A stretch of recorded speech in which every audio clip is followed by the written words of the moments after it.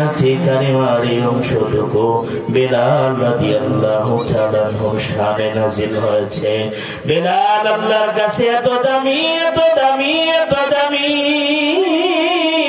সরকারে দু আলম মিরাজের রাতে যখন নাকি জান্নাত পরিদর্শনের জন্য গেলেন, জান্নাত পরিদর্শনের সময় আল্লাহর রাসূল জান্নাতের ভেতরে বেলালের হাঁটার আওয়াজ শুনতে পেয়েছিলেন।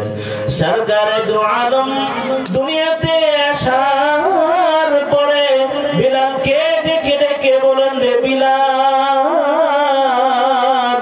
বলো বলো তো দেখি এমন কি সিক্রেট আর গোপন আমল করো রে বিলাল, যে আমল তোমারে দুনিয়াতে থাকতে আল্লাহর তৈরি জান্নাতের মাঝে পৌঁছা দিয়েছে। বিলাল রে, মেরাজের রাত্রিতে আমি নবী জান্নাতের ভেতরে তোমার চলার আওয়াজ, তোমার জুতার আওয়াজ আমি নবী শুনতে পেয়েছিলাম। দাফানা আলাইকা ফিল জান্নাহ, বেলাল রে, জান্নাতের ভেতরে তোমার জুতার দফ দফ আওয়াজ আমি নবী শুনেছিলাম। বেলাল রে, বলো বলো এমন কি এমন করো যে আমলের বদৌলতে আল্লাহ তোমার মাকাম, তোমার সম্মান আল্লাহ জান্নাত পর্যন্ত পৌঁছা দিয়েছেন। বেলাল সরকারে দু আলমকে ডেকে ডেকে বলেন, নগো সরকার, আপনি নবীর কাছে আমি এমন কোন আমল গোপনে আমার এমন কোন আমল নাই, আর এমন কিছু আপনি নবীর কাছে গোপন নাই। নবী গো, যখনই আমার ওযু ভেঙে যায় তৎক্ষণাৎ আমি ওযু করে নেই।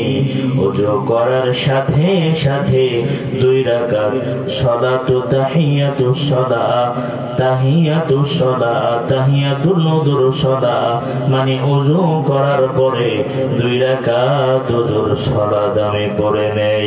সরকারে দু আলম বলেন,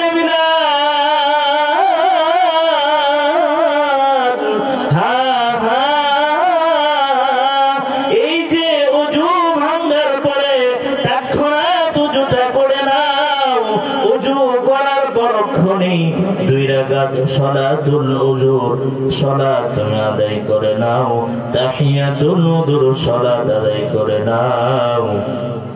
এই ছোট্ট একটা আমল আল্লাহর কাছে এত পছন্দ হয়েছে, আল্লাহ এত পছন্দ করেছেন, এর বদৌলতে আল্লাহ তোমার মাকাম দুনিয়াতে থাকতেই আল্লাহর তৈরি জান্নাতি করে দিয়েছেন। সুবহানাল্লাহ।